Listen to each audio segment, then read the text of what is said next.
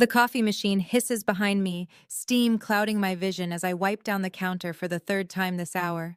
My feet ache in these cheap sneakers, the ones with the sole coming loose that I keep meaning to replace but can't afford to. The morning rush at Brew and Bean has finally died down, leaving just the regulars hunched over their laptops and the persistent smell of burnt espresso that never quite leaves my hair. "Sophia, you've got a spill at table 4, Marcus calls from the back, not even looking up from his phone. I grab the spray bottle and rag, forcing a smile I don't feel. 23 years old, and this is my life.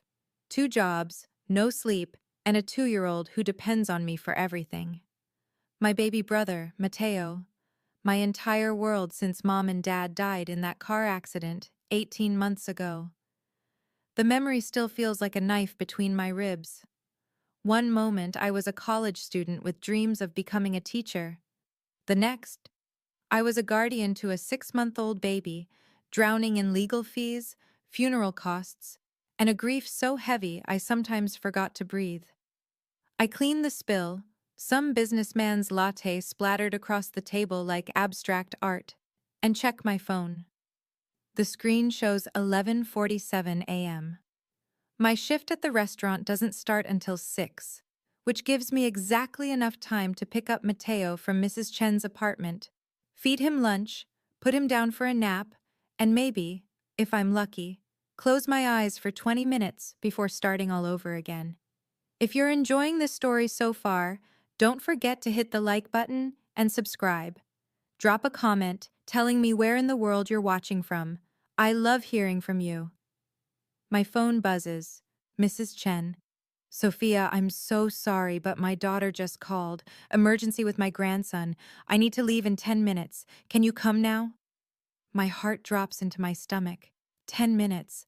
I'm not supposed to leave for another hour, and Marcus has made it clear that one more emergency will cost me this job.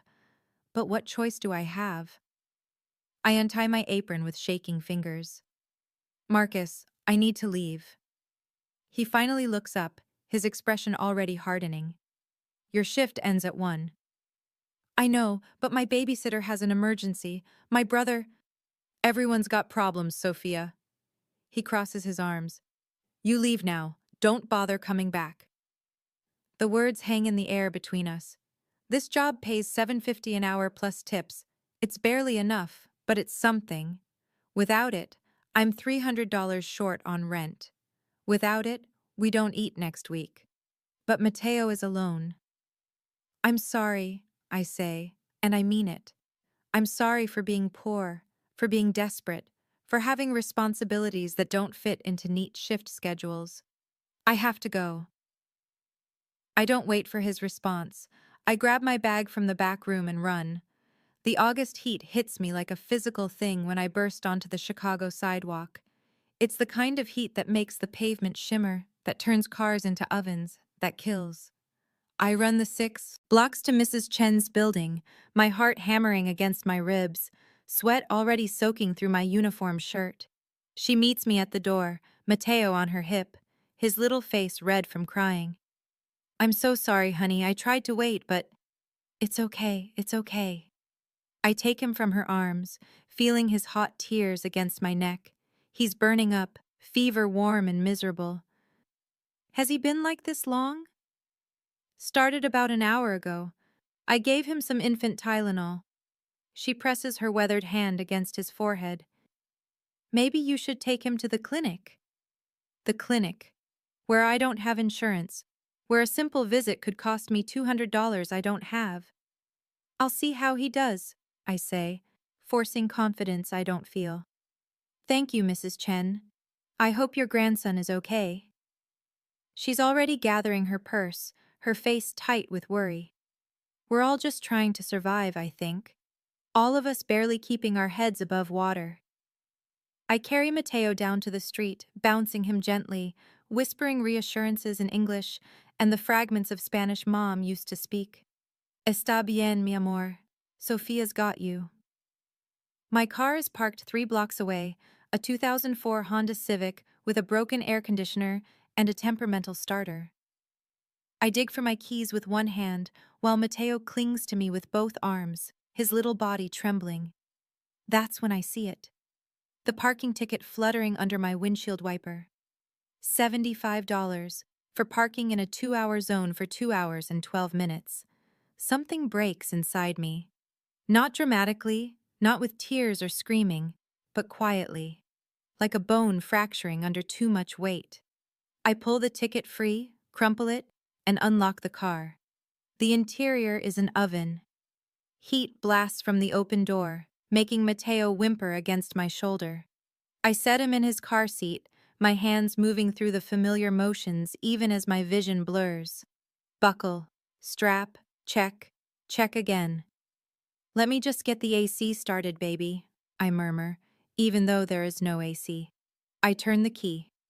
Click, click, click. No. My voice is small. No.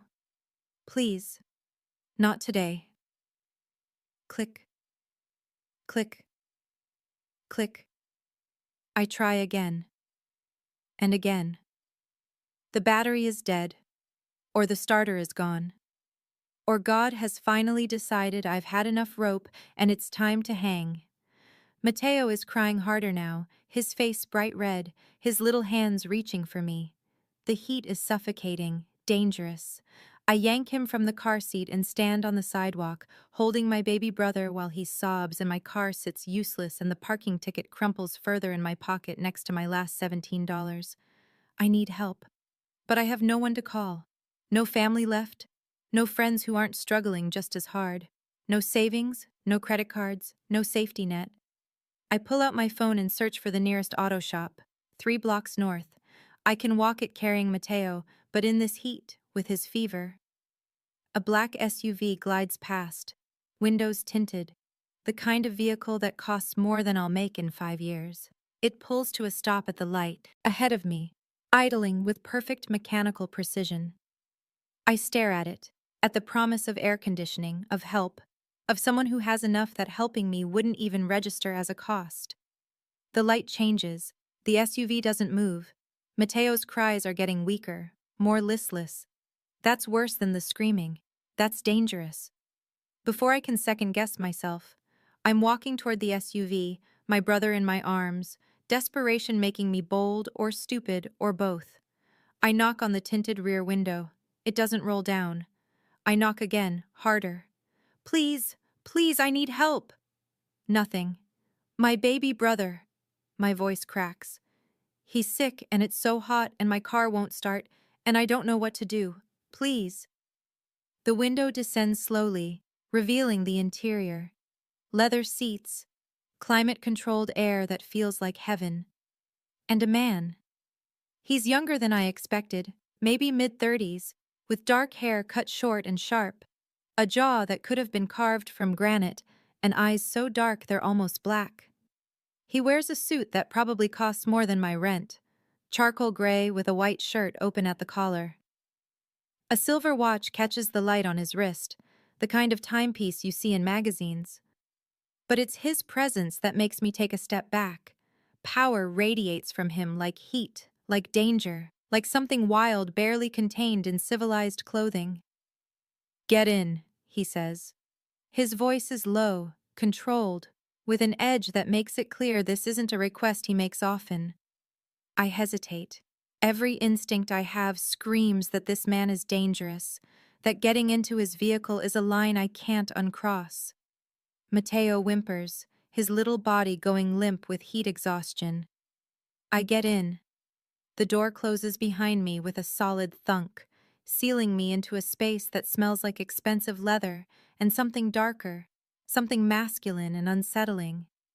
The air conditioning washes over us immediately, and Mateo gasps against my shoulder, his crying stopping as the cool air touches his fevered skin. Thank you, I breathe. Thank you so much. I just need, if you could maybe give us a ride to the clinic on Madison, or even just, what's wrong with him? The man doesn't look at me. He's speaking to someone in the driver's seat I can't see through the privacy partition. Fever. He's been sick since this morning and the heat. I adjust Mateo in my arms, feeling how hot he still is despite the AC. I'm sorry to bother you. I didn't know who else to ask. Now he looks at me.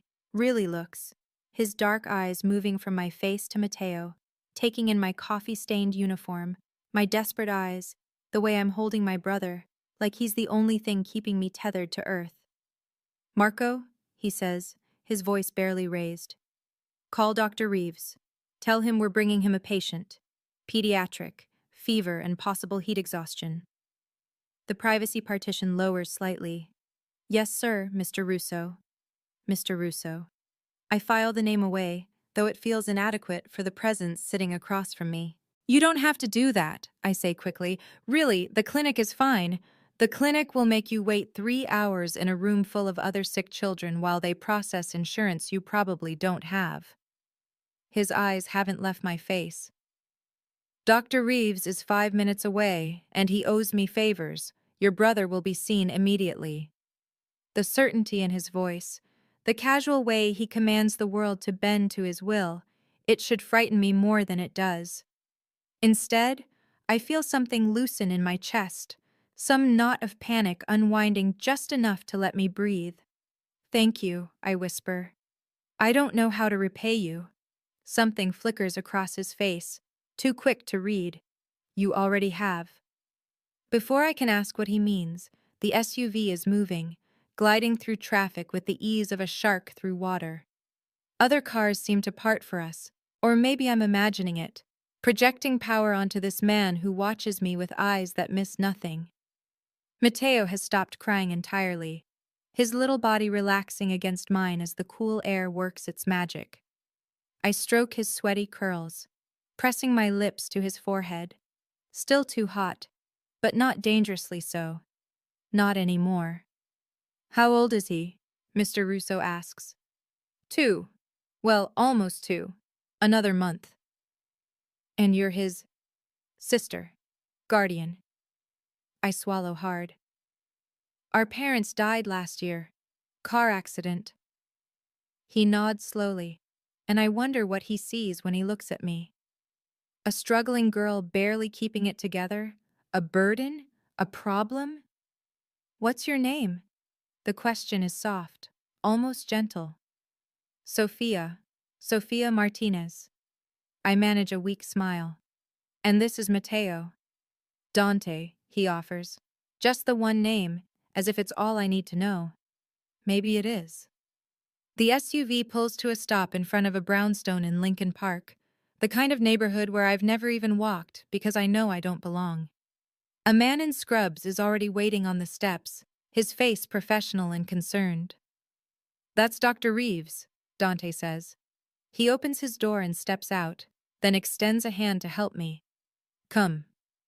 I take his hand. His grip is warm, strong, the calluses on his palms suggesting he does more than sign papers and make calls. He guides me up the steps, his hand moving to the small of my back, and I feel the heat of it through my thin shirt like a brand. Dr. Reeves takes one look at Mateo and ushers us inside, into a private examination room that's nicer than any hospital I've ever seen. "Let's have a look at the little man," he says, his voice kind. I lay Mateo on the examination table, holding his hand while the doctor checks his temperature, his ears, his throat. Dante stands by the door, silent, watchful, his presence filling the room in a way that makes me hyper-aware of every movement, every breath. "Ear infection," Dr. Reeves announces after a few minutes. "Common at his age, especially in summer. The fever spiked because of the heat, but we'll get him fixed up." He scribbles something on a prescription pad. "Antibiotics, fever reducer, and make sure he drinks plenty of fluids. He should be feeling better by tomorrow." Relief crashes over me so hard my knees almost buckle. "Thank you. Thank you so much." I reach for my bag, for the $17 I have, knowing it won't be enough but needing to offer something. "What do I owe you?" Dr. Reeves glances at Dante, who shakes his head once. "This one's on the house," the doctor says gently. "Make sure that little guy feels better." I want to protest, to insist on paying, but Mateo is reaching for me, and my pride isn't worth more than his health. "Thank you," I say again, the words feeling insufficient for the gift I've been given. Outside, Dante hands me a small paper bag. The prescriptions, already filled. I stare at the bag, then at him. How? I made a call while you were inside. He opens the SUV door again. Where do you live? Marco will take you home. I can take the bus. Sophia. My name in his mouth stops me cold. Let me help you. And there it is. The moment I should say no, should insist on my independence, should walk away from this dangerous man with his expensive suits and his casual command of doctors and prescriptions and probably everything else in his orbit. But Matteo is heavy in my arms, and I'm so tired, and for the first time in 18 months, someone is offering to carry some of the weight. Okay, I whisper. Okay. I give Marco my address, watching Dante's expression for judgment when I name the neighborhood, but his face remains impassive. The ride to my apartment building takes 15 minutes, past the gentrified areas into the parts of Chicago tourists don't see. Cracked sidewalks, chain-link fences, buildings with more broken windows than whole ones.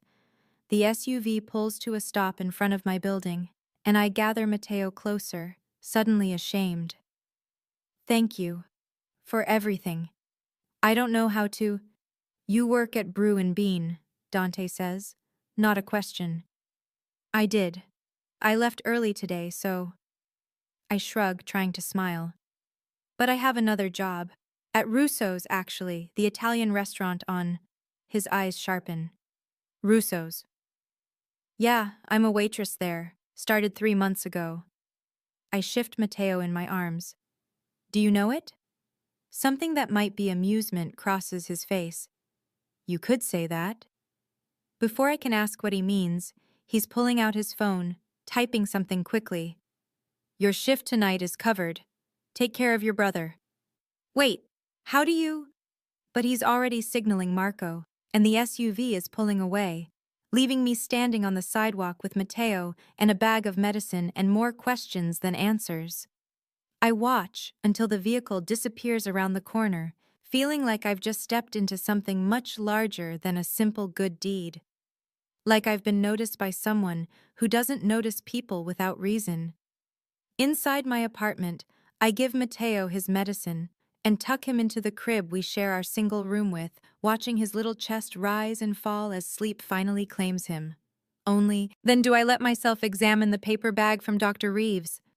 Inside, along with the prescriptions, is a business card. Heavy stock, embossed letters. Dante Russo.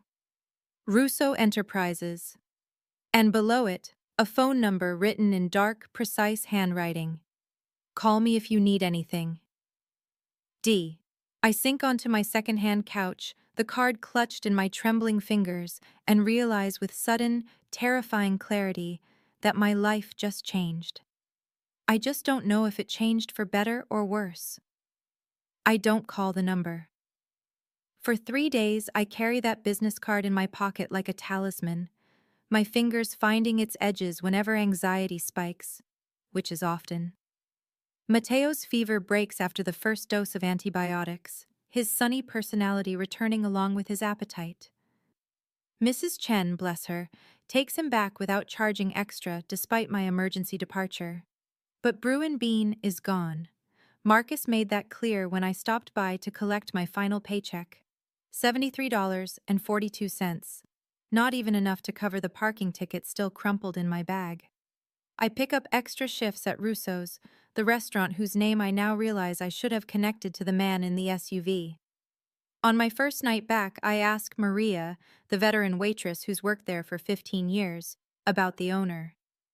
Mr. Russo? She crosses herself, a habit I've noticed she has whenever his name comes up. He doesn't come around much, maybe once a month, always unannounced. Tips like a king, though. Last time he was here, he left me $200 on a $50 check. What does he do? I ask, refilling salt shakers. Besides own the restaurant? Maria's eyes cut to mine, sharp and assessing. You really want to know, Nina? The way she says it sends a chill down my spine. Maybe not, she nods, satisfied. Smart girl. Some questions are better left unasked. But I can't stop thinking about him. About Dante Russo with his dark eyes and his casual authority, the way he commanded the world to bend without raising his voice. About how he knew where I worked before I told him, how he got my shift covered with a single phone call.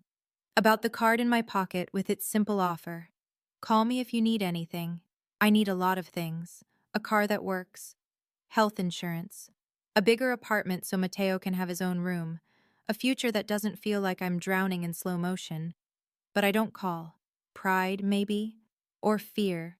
Or the bone-deep knowledge that accepting help from a man like Dante Russo isn't free, even if he never asks for payment. On Thursday, I'm walking home from the restaurant. My tips for the night, $87, tucked into my bra for safety. It's after midnight, the streets deserted except for the occasional car, and the usual cluster of men outside the bodega on the corner. I've walked this route 100 times, head down, earbuds in but not playing music because I need to hear anyone approaching. Tonight, someone does. Sophia. I know that voice. My ex-boyfriend, Carlos. Mateo's father, though he's never acknowledged his son, never paid a cent of support, never shown the slightest interest in being a parent. I keep walking, faster now. Leave me alone, Carlos. Hey, I just want to talk. His footsteps quicken, matching mine. I heard you came into some money, nice clothes, skipping shifts. You holding out on me? Nice clothes? I'm wearing the same jeans I've owned for 2 years and a Target clearance shirt. And skipping shifts because my brother was sick and I had to choose between my job and his life. I don't have any money, I say, still not looking at him. And even if I did, it's none of your business. His hand closes around my arm, yanking me to a stop. The earbuds tear from my ears. Everything about you is my business. You're raising my kid. Your kid? The rage that's been simmering for 18 months finally boils over. You've never even met him. You told me to get rid of him, remember? You said he'd ruin your life. Carlos's face twists, ugly in the streetlight.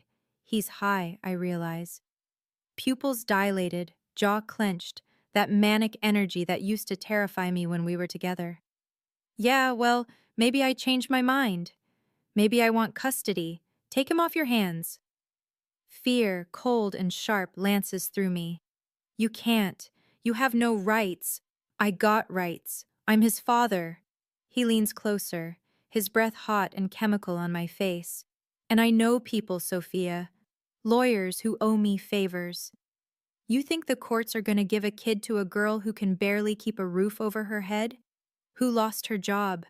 Who's probably doing God knows what for money? Let go of me. My voice is steady, even as my heart pounds. Now. He laughs, his grip tightening. Or what? You gonna call the cops? Tell them what? That your baby daddy wants to see his son? His other hand moves to my purse. But first, let's see what you got. She said let go. The voice comes from behind me, low and calm and absolutely lethal. Carlos's hand drops from my arm like I've burned him. I turn. Dante stands 10 feet away, hands in the pockets of his dark slacks, his white shirt open at the collar, catching the streetlight. He's flanked by 2 men I recognize from the SUV, Marco and another, bigger man with a scar bisecting his left eyebrow. Mr. Russo. Carlos's voice has gone high, nervous. Hey man, this is just a misunderstanding. Me and my girl here. She's not your girl. Dante takes a step forward. Just one. But Carlos flinches like he's been struck. And from what I heard, she asked you to leave her alone. You don't understand, she's got my kid. Mateo. The name in Dante's mouth stops my heart. 2 years old. Ear infection last week, recovering well. The child you've never met, never supported, never acknowledged until tonight, when you decided you could use him as leverage. How does he know all this? How long has he been watching?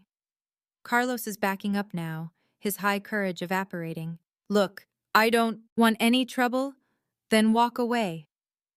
Dante's voice doesn't rise, doesn't change inflection, but something in it makes the hair on my arms stand up. Walk away and don't come back.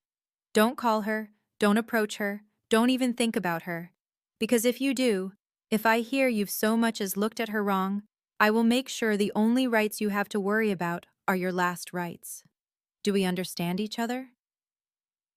Carlos nods frantically, then turns and runs, literally runs, disappearing around the corner like a dog with its tail between its legs. The silence that follows is deafening. I'm shaking, I realize. My whole body trembling with adrenaline and fear and relief and a dozen other emotions I can't name. How did you?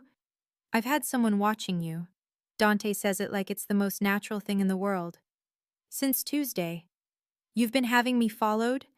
The words come out sharper than intended. Protected. His eyes meet mine, unflinching. There's a difference. I didn't ask for protection. No, you asked for help, and I gave it. This is part of that. I should be angry, should feel violated, stalked. Instead, I'm trying to process that this man, this stranger, has been paying someone to watch over me for 3 days, that he appeared the moment I needed him, like he'd been waiting for this exact scenario. Why? The question comes out small, confused. Why do you care what happens to me? Dante is quiet for a long moment, studying me with those dark, unreadable eyes. When he speaks, his voice is softer than I've heard it. Get in the car, Sophia. Let me take you home. I'm 2 blocks away, and it's after midnight in a neighborhood where your ex-boyfriend knows your route. He gestures to the SUV idling at the curb. Please. That last word, the please, breaks my resistance. I let Marco open the door for me, let Dante slide in beside me, the leather and his cologne enveloping me in that now familiar cocoon of expensive safety. The ride to my building takes 90 seconds. Neither of us speaks. When Marco parks, Dante turns to me. Pack a bag. You and Matteo. Enough for a few days. What? No, I can't just... Carlos knows where you live. His voice is patient but firm. He's high, he's desperate, and he just got humiliated in front of you. Men like that don't let go easily. They come back, usually with friends, usually angry. The fear I've been pushing down surges up. I'll call the police. And tell them what? That your ex threatened you verbally? They'll file a report and do nothing. Dante's hand covers mine, warm and grounding. I have a safe place. Security. Space for both of you. Just until we know he's not coming back. If you're hooked on this story, make sure to subscribe and turn on notifications so you never miss an upload. Your support means everything and helps me bring you more emotional stories like this one. We? I echo. There is no we, Mr. Russo. I don't even know you. You know I helped your brother when he needed it. You know I just kept your ex from robbing you and possibly worse. His thumb strokes across my knuckles, the gesture unconscious, intimate. You know I own the restaurant where you work, which means I've seen your employee file. Single guardian, no family, struggling but never complaining, never late, never calling in sick until that day with Matteo. Heat floods my cheeks. You read my personnel file? I read everything about the people in my orbit. He releases my hand and I immediately miss the warmth. And you, Sofia Martinez, are very much in my orbit now. I didn't ask to be. No, he agrees. But here we are anyway. I look up at my building, at the broken security door and the window of my studio apartment where Matteo is sleeping, probably fitfully because the AC barely works, and it's 85 degrees inside. I think about Carlos coming back with his friends, about locks that don't work, and a neighborhood where screaming doesn't bring help.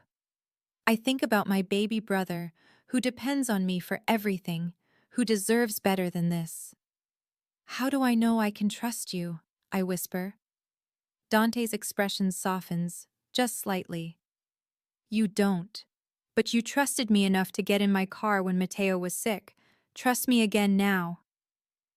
It's insane. It's dangerous. It's everything I should say no to. Just for a few days, I say. Until I can figure something else out.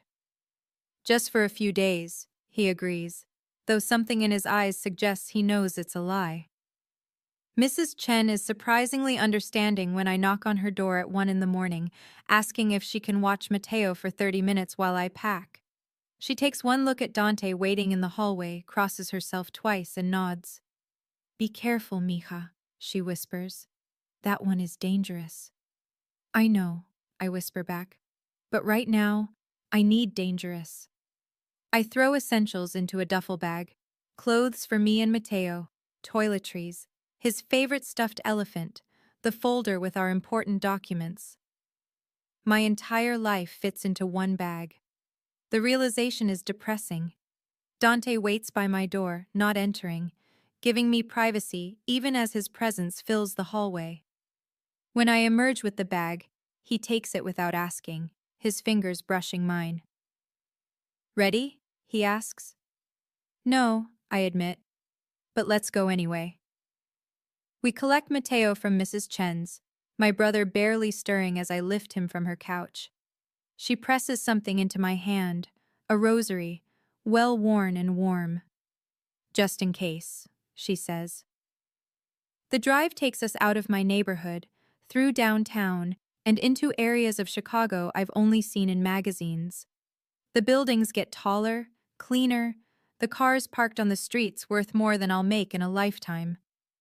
Eventually, we pull up to a high-rise overlooking the lake, all glass and steel and understated wealth. A doorman opens my door before I can reach for the handle. Good evening, Mr. Russo. Evening, Thomas. This is Miss Martinez and her brother. They'll be staying in the guest suite. Please make sure they're added to the approved list. Of course, sir. The lobby is all marble and modern art, the kind of place where even my breathing feels too loud. We take a private elevator. Dante uses a key to access it, to the top floor. The penthouse, of course. The doors open directly into his home. I step into a space that defies description. Floor-to-ceiling windows overlooking Lake Michigan, the city lights glittering like grounded stars. White leather furniture, dark wood floors, art that probably costs more than my yearly salary. Everything is pristine, elegant, expensive, and empty.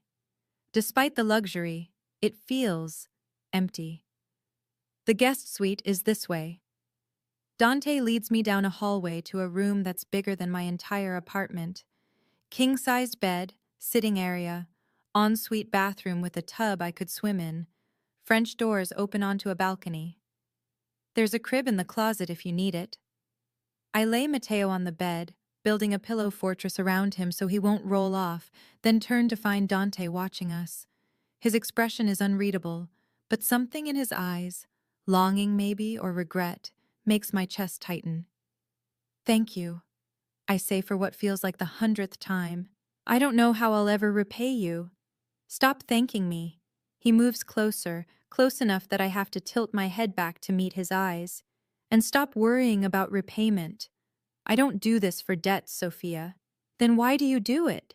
He reaches out slowly, giving me time to pull away, and tucks a strand of hair behind my ear. His fingers linger against my cheek, warm and gentle. Because when I saw you on that street, desperate and brave, and holding your brother like he was your whole world, something in me recognized something in you. What? The word is barely a breath. Survival. His thumb traces my cheekbone. The will to do whatever it takes for the people you love. I understand that. I respect it. He drops his hand and steps back, putting professional distance between us. There's food in the kitchen. Help yourself to anything. My room is at the other end of the penthouse if you need me. The security code for the elevator is 0418. Don't give it to anyone. Okay. He pauses at the door, his hand on the frame. You're safe here, Sophia. I promise you that. Then he's gone, leaving me alone in a room worth more than I'll ever own, holding a rosary from a woman who warned me about the man who just promised my safety. I should be scared, should feel trapped. Instead, for the first time in 18 months, I feel like I can breathe. I wake to sunlight streaming through windows I forgot to close, and Mateo's hands patting my face. So, he says, his version of my name. Hungry. My phone says it's 8:30. I bolt upright, panic flooding through me. Oh God, Mrs. Chen.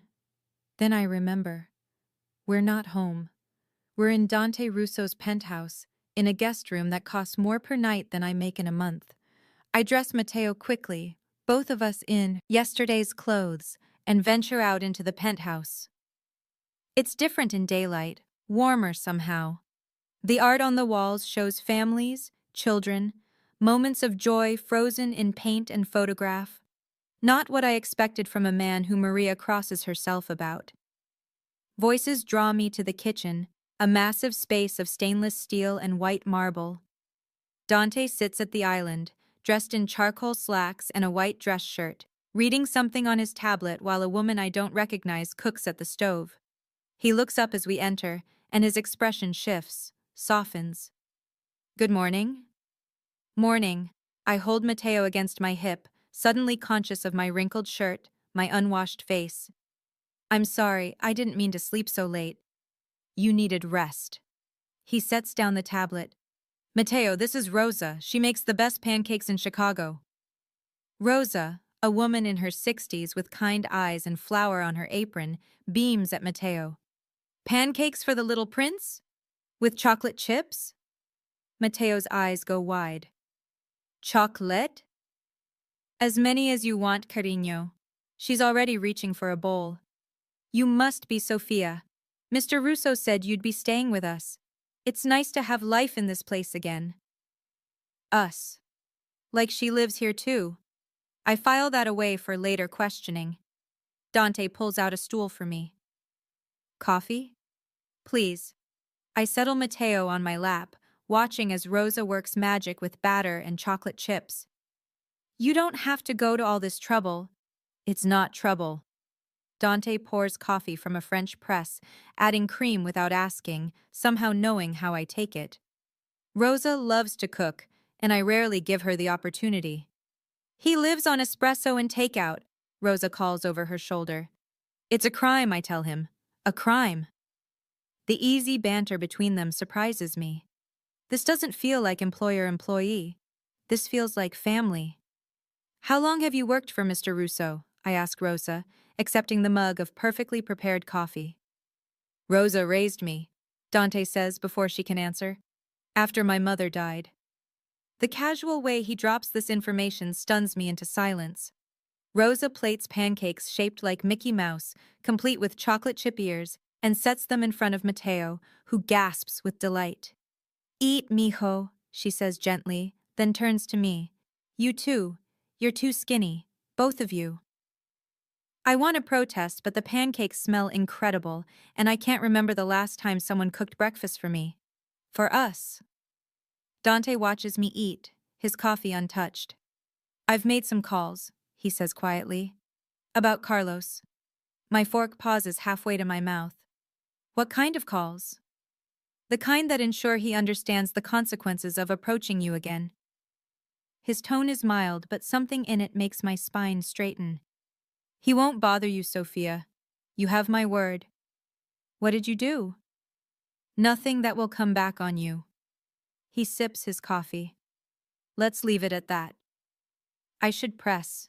Should demand details. But Mateo is happily destroying his pancakes. Rosa is humming while she cleans, and Dante is looking at me like I'm something precious he's determined to protect. So I let it go. After breakfast, Rosa offers to watch Mateo while I shower. Go, take your time. I haven't had a little one to spoil in years. And I find myself standing under water pressure that should be illegal, using products that smell like heaven, wrapped in a towel that's softer than my bedsheets. When I emerge, there are clothes laid out on the bed. Not designer labels, but quality.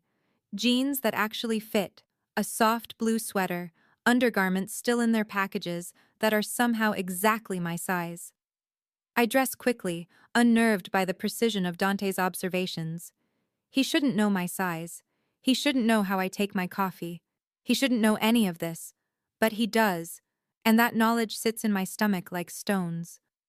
I find him in an office overlooking the lake, speaking rapid Italian into his phone. He sees me and holds up one finger, 1 minute, then finishes his conversation and sets down the phone. Better? He asks. Much. Thank you for the clothes. You needed them. He gestures to the chair across from his desk. Sit. We should talk. Those 4 words have never led to anything good. I sit anyway, folding my hands in my lap to hide their trembling. I want to offer you a job, Dante says without preamble. I already have a job. At your restaurant. A better job. He leans back in his chair, studying me. My assistant handles a lot of correspondence with Italian vendors and clients. She's excellent, but she doesn't speak Italian fluently. I need someone who can translate, handle calls, manage relationships, someone I can trust. You don't even know me. I know enough. His eyes hold mine. I know you're smart, capable, desperate enough to work 2 jobs, but proud enough to hate asking for help. I know you'd do anything for your brother. That tells me everything I need. What does it pay? The question slips out before I can stop it. 60,000 a year to start. Health insurance for you and Matteo, flexible hours so you can be with him. 60,000. I make 18,000 between both jobs. 60,000 is impossible. Life-changing. Suspicious. What do you really want from me? I ask bluntly. Men like you don't help girls like me without wanting something. Something dark flashes in his eyes. Men like me? Rich, powerful, connected. I gesture around the office. This isn't normal, Mr. Russo. Normal people don't have private doctors on call or make ex-boyfriends disappear with a phone call. So what's the catch? What do you really want? He's quiet for a long moment, his expression unreadable. When he speaks, his voice is soft but weighted with something I can't name. I want to know that you and Matteo are safe, that you're not working yourselves to death, that he has a chance at the life he deserves. He pauses. And I want you close, where I can see you. Why? Because I like seeing you. The admission seems to cost him something. Because when you smile at your brother, something in my chest eases. Because you're real in a way. Nothing in my life has been real for a very long time. The honesty in his words steals my breath. This is dangerous territory. Emotional quicksand that could swallow me whole. This is crazy, I whisper. Yes, he agrees. But that doesn't make it untrue. Before I can respond, his phone buzzes. He glances at it, and his expression hardens. Excuse me, I need to take this. He answers in Italian, his voice dropping to that controlled lethality I'm starting to recognize. I don't understand all the words, but I catch enough. Warehouse, shipment, problem. This is the other side of Dante Russo. The side Maria crosses herself about. When he hangs up, the softness is gone, replaced by cold authority. I need to go out for a few hours. Rosa will stay with you and Matteo. Don't leave the penthouse. You can't just keep me here. I'm not keeping you anywhere. His voice gentles slightly. But Carlos isn't the only threat in this city, and right now people know you matter to me. That makes you a target. So please, Sophia, stay here where I know you're safe. He's already moving toward the door, but I call after him. Dante. He stops, turns. What happens when a few days are up? When Carlos is gone and I'm not a target anymore? His smile is sad, knowing. I think we both know you're not leaving in a few days. Then he's gone, leaving me alone with Rosa, Matteo, and the terrifying realization that he's right. I'm not leaving. Maybe I never was. 3 weeks pass before I admit the truth to myself. I'm not a guest anymore. I'm something else. Something I don't have a name for. The job is real. I start the following Monday, working from Dante's office while Matteo plays with Rosa in the next room. The work is exactly as described, translating emails, managing calls with Italian suppliers, smoothing over cultural misunderstandings that arise in international business. It's challenging, engaging, and pays more than I've ever made in my life. But it's not just a job, it's integration. Dante introduces me to his associates, Marco, his head of security, and a rotating cast of serious men in expensive suits who call him boss and treat me with careful respect. I sit in on meetings, take notes, occasionally offer insights that make Dante's eyes light with something between surprise and pride. At night, we have dinner together. Sometimes it's just the three of us, Dante, Matteo, and me, with Rosa fussing over us like a mother hen. Sometimes business associates join, and I play hostess with an ease that surprises me, pouring wine and making small talk in Italian, while Dante conducts negotiations disguised as friendly conversation. Matteo adores him. That's what scares me most. My baby brother, who barely remembers our parents, who's had only me for 18 months, lights up when Dante walks through the door. He toddles after him, arms raised, demanding, "Up! Up!" Dante, this dangerous man who makes grown men nervous, lifts my brother without hesitation, letting Matteo grab his tie and babble nonsense while discussing business worth millions. "He likes you," I say one evening, watching them together on the living room floor. Dante has abandoned his jacket and rolled up his sleeves, helping Matteo build block towers just to knock them down. The feeling is mutual. Dante steadies a particularly ambitious tower. He's a good kid. He's lucky. The words slip out unbidden. To have this, you. Dante's eyes find mine across the room. So are you. The intensity in his gaze makes my breath catch. This has been building between us for weeks. The lingering glances, the accidental touches, the way he watches me when he thinks I'm not looking. Like I'm something precious, something he wants but won't take without permission. I should be scared, should maintain boundaries, remember that this is temporary, that men like Dante Russo don't keep girls like me. But when he looks at me like that, I forget every reason why this is a bad idea. The shift happens on a Tuesday. I'm working in Dante's office, Matteo napping in the guest room that's become his room, when Marco appears in the doorway looking grim. "Boss needs to see you. Conference room." Something in his tone makes my pulse quicken. I follow him down the hall to a room I've never entered, where Dante stands with three other men, all studying a laptop screen with identical expressions of controlled fury. Dante looks up as I enter. "Close the door." I do, my hands suddenly cold. "What's wrong?" "We have a problem." He turns the laptop toward me. On the screen is a photo, grainy, taken from a distance, but unmistakably me walking with Matteo outside the building 3 days ago when Rosa took us to the park. "I don't understand." "That photo was sent to me this morning with a message." Dante's jaw is tight. "From Vincent Calabrese." The name means nothing to me, but the men in the room all react. Shoulders tensing, hands moving unconsciously toward weapons I now know they carry. "Who is Vincent Calabrese?" I ask, though I'm not sure I want the answer. "A competitor," Dante says carefully. "Someone who's been trying to move into my territory for the past year. Someone who's looking for leverage." The implication hits me like ice water. Me. I'm leverage. "You and Matteo, yes." He closes the laptop with deliberate control. "The message made it clear. He knows you live here. He knows you matter to me. He's threatening to take you if I don't concede certain business interests." "Then I'll leave." The words come automatically, born of a lifetime of not being worth trouble. "I'll take Matteo and go somewhere else, somewhere he can't find us." "No." Dante's voice is flat, final. That's not an option. Why not? You barely know me. Your business is worth more than... Don't.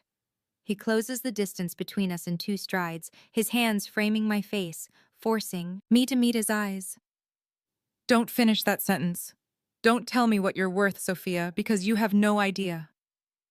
His thumbs stroke my cheekbones, the gesture achingly tender. 3 weeks ago, you got into my car because you had no other choice. You trusted me with the most precious thing in your life. And every day since, you've been here, making this empty place feel like home. Making me feel like... He stops, jaw working. Like I'm more than what I do. More than the business, the reputation, the things people whisper about. Dante, I'm not letting him take you. His voice drops to something fierce, possessive. I'm not letting anyone take you. Do you understand? I nod, unable to speak past the lump in my throat. He releases me, stepping back, control reasserting itself. Marco will increase security. You don't leave the building without at least 2 guards. Matteo stays with Rosa at all times when you're working. No exceptions. How long do we have to live like this? Until I handle it. The way he says handle it sends a chill down my spine. I'm learning Dante's language, the euphemisms he uses to discuss violence without naming it. Handle it means something permanent, something that probably ends with Vincent Calabrese no longer being a problem. Is this what your life is always like? I ask quietly. Threats and leverage and handling things? Yes. He doesn't soften it, doesn't apologize. This is my world, Sophia. It's not pretty, it's not safe, but it's mine, and I'm good at navigating it. And what am I? The question bursts out before I can stop it. Your assistant? Your what? What am I to you? The room goes silent. The other men suddenly find reasons to be elsewhere, filing out and closing the door behind them with quiet efficiency. Dante moves to the windows, his back to me, silhouetted against the Chicago skyline. When he speaks, his voice is low, raw. I don't know what to call it, what we are. All I know is that 3 weeks ago, you were supposed to be temporary. A good deed, a debt to your grandfather repaid. But then you smiled at Matteo, and you argued with me about accepting help, and you sat at my dinner table like you belonged there. He turns, and the vulnerability in his eyes stops my heart. And now I can't imagine my mornings without your coffee cup next to mine. I can't imagine this penthouse without Matteo's toys in every room. I can't imagine my life without you in it. Dante. I'm not good at this, he continues, cutting me off. At feelings, at relationships that aren't transactional. I know how to negotiate, how to threaten, how to protect what's mine. But you, Sophia, you're not a business deal. You're not leverage. You're... He stops, frustrated. I don't have words for what you are. I cross the room to him, my heart pounding. Then show me. For a moment, he just stares at me, like he can't believe what I'm offering. Then his hand comes up to cup my cheek, his thumb tracing my lower lip with aching gentleness. If I start this, he says softly, I won't be able to stop. I won't be able to let you go. Then don't let me go. He kisses me.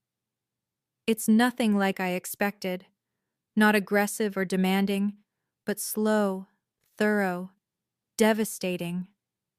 His lips are soft against mine, his hands cradling my face like I'm something breakable, precious. I taste coffee and something darker, something that's purely him. And when his tongue sweeps against mine, I make a sound that should embarrass me, but doesn't. His control fractures. One hand slides into my hair while the other pulls me closer, and the kiss deepens, turns hungry. I grip his shirt, feeling his heart pound against my palms, matching the wild rhythm of my own. When we finally break apart, both breathing hard, he rests his forehead against mine. Tell me you understand what this means, what you're choosing. I understand. And I do. I'm choosing danger, uncertainty, a life I never imagined. But I'm also choosing safety for Mateo, a home instead of survival, and this man who looks at me like I hung the stars. I'm choosing you, I whisper. His arms tighten around me, and for a long moment, we just hold each other while the city glitters below us and threats gather in the shadows. This is the moment everything changes. I just don't know how much yet. The attack comes 2 days later. I'm in the guest room, my room, I'm starting to think of it, putting Mateo down for his nap when the lights go out. Not just in the room, but throughout the entire penthouse. Emergency lighting kicks in, bathing everything in dim red. My phone is dead. The tablet on the nightstand won't turn on. An EMP, some distant part of my brain supplies. They've knocked out all electronics. Rosa, I call, keeping my voice calm for Mateo's sake, even as panic floods through me. Rosa! The door opens, but it's not Rosa. Marco stands there, gun drawn, his face grim. Miss Martinez, we need to move, now. What's happening? Breach, multiple hostiles in the building. He's already moving toward me, toward Mateo. Boss's orders are to get you to the safe room. I scoop up Mateo, who started to cry, confused by the red lights and my fear. Where's Dante? Handling it. Come. Marco leads us through the darkened penthouse, his guns sweeping corners like he expects threats to materialize. We pass Rosa in the hallway. She's armed too, I realize with shock, a small pistol held with professional competence. The safe room is this way, Marco says, opening what I thought was a closet to reveal a reinforced steel door. Beyond it, a small room lined with monitors, weapons, and supplies. You'll be secure here until... The explosion cuts him off. It comes from below us, a deep boom that shakes the entire building. Mateo screams. I hold him tighter, stumbling as the floor rolls beneath my feet. Change of plans, Marco says grimly. We're going to the roof, the helicopter. Helicopter? I echo stupidly. But he's already moving, one hand on my arm, half dragging me toward a stairwell I didn't know existed. Rosa follows, her gun never wavering as she covers our retreat. We climb. My lungs burn, my arms ache from carrying Mateo, but Marco doesn't slow. Behind us I hear shouting, gunfire, the sounds of violence that should be fictional, but are horrifyingly real. We burst onto the roof, just as a helicopter touches down, its rotors whipping my hair into my face. A man I don't recognize leans out, reaching for me. Get in! Marco shouts over the noise. I hesitate, looking back toward the stairwell. Dante is securing the building. My orders are to get you out. Now, Miss Martinez. The use of my surname, the military snap in his voice, breaks through my paralysis. I let him boost me into the helicopter, Mateo clutched to my chest. Rosa climbs in after me, still armed, still watchful. As we lift off, I press my face to the window, watching the penthouse recede below us. I can see figures moving on the lower floors, muzzle flashes in the darkness. Somewhere down there, Dante is fighting for his life. For me. Because I matter to him, because I'm leverage, because Vincent Calabrese knows the fastest way to hurt Dante Russo is through me. Where are we going? I asked the pilot, a woman with cold eyes and military bearing. Secure location. Boss will contact you when it's safe. How long? She doesn't answer, and I realize she doesn't know. None of them know.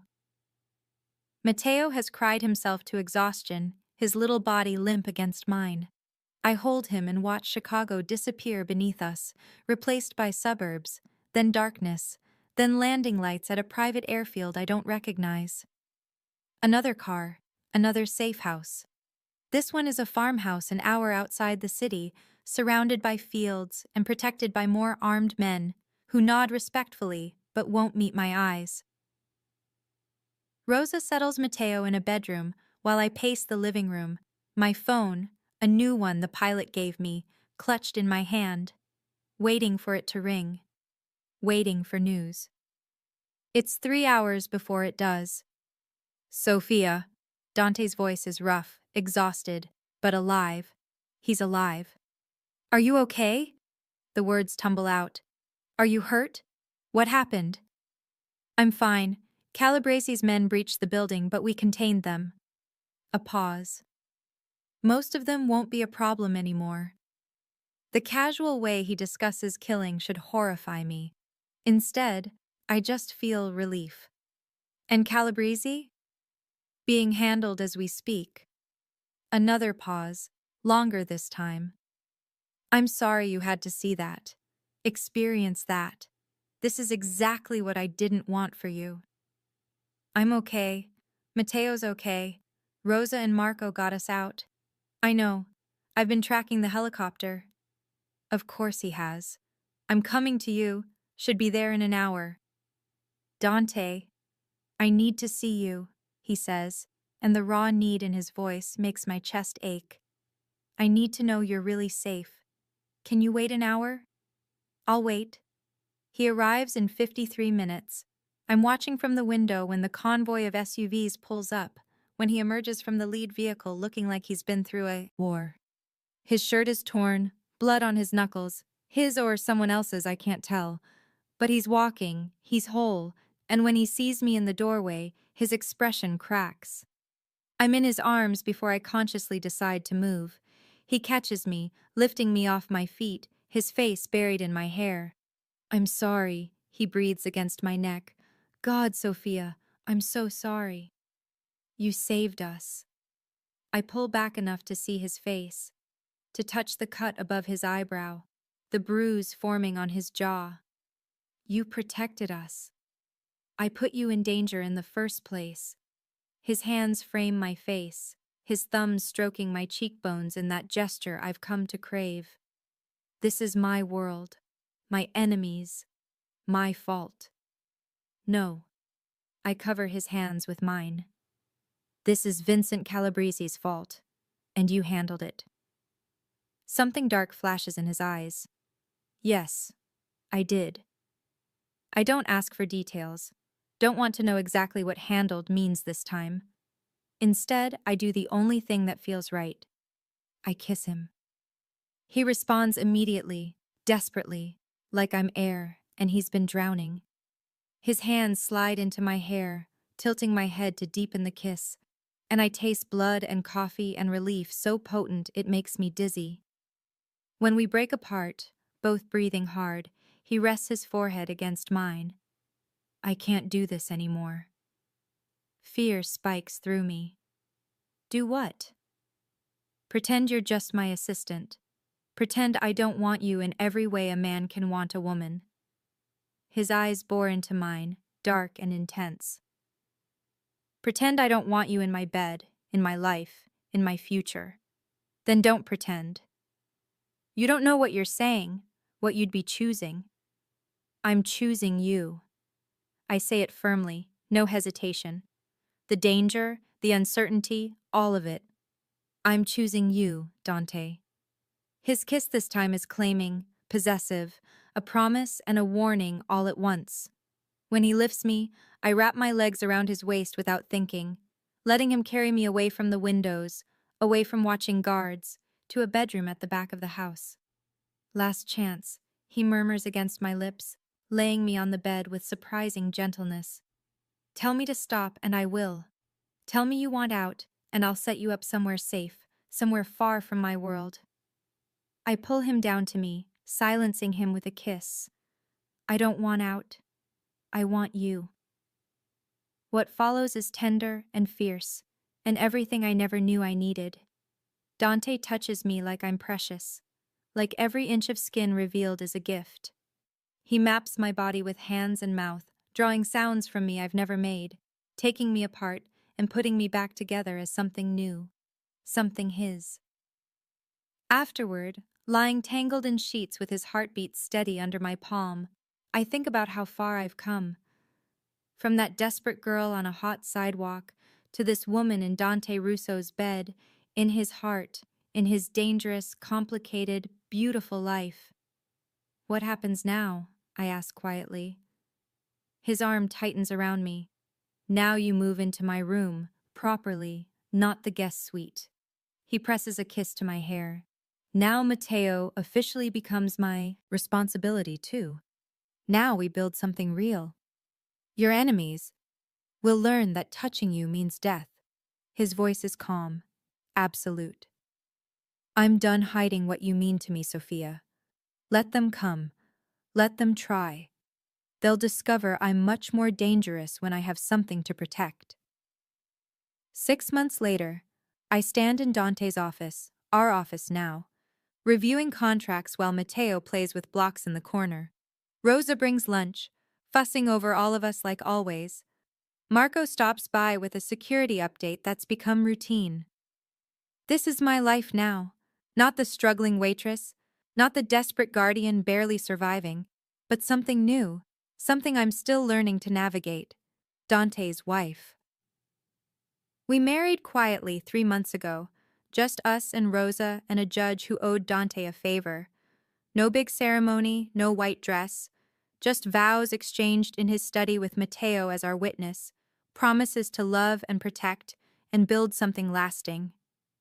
The ring on my finger is simple, a band of gold engraved with words in Italian. La mia famiglia, il mio cuore, my family, my heart. You're thinking too hard. Dante appears behind me, his arms sliding around my waist, his chin resting on my shoulder. What's wrong? Nothing's wrong. I lean back against him, marveling as I always do that this is real, that he's mine. I'm just thinking about how different everything is from a year ago. Better different or worse different? I turn in his arms, looping mine around his neck. Better. So much better. He kisses me, slow and sweet, the kind of kiss that still makes my toes curl. Good, because I have news. Something in his tone makes me pull back. What kind of news? The kind where we might need a bigger place. His hand moves to rest on my stomach, his eyes searching mine. Rosa noticed you haven't been drinking coffee, that you've been tired, that you've been pregnant. The word escapes on a breath. Oh my God, I'm pregnant. I hadn't let myself think it, hadn't wanted to hope. But now that he said it, now that I actually consider it, the missed period, the exhaustion, the way certain smells make my stomach turn, it's obvious. Are you happy? I ask, suddenly uncertain. I know we didn't plan. Happy doesn't begin to cover it. He lifts me, spinning us both until I'm laughing breathlessly. When he sets me down, his hands frame my face, his eyes bright with something that looks like wonder. You've given me everything, Sophia. A home, a family, a reason to be more than what I was. And now this. His hand returns to my stomach, still flat but carrying our future. Our child. Mateo, sensing the excitement, abandons his blocks and toddles over. Up! Dante lifts him easily, holding him on one hip while keeping the other arm around me. We stand there, the three of us, soon to be four, in the office where I first accepted his job offer, where I first let myself imagine a different life. I love you, I tell him, the words still new enough to feel momentous. I love this life we've built. Even with the danger, the uncertainty, especially with those things. I rise on my toes to kiss him.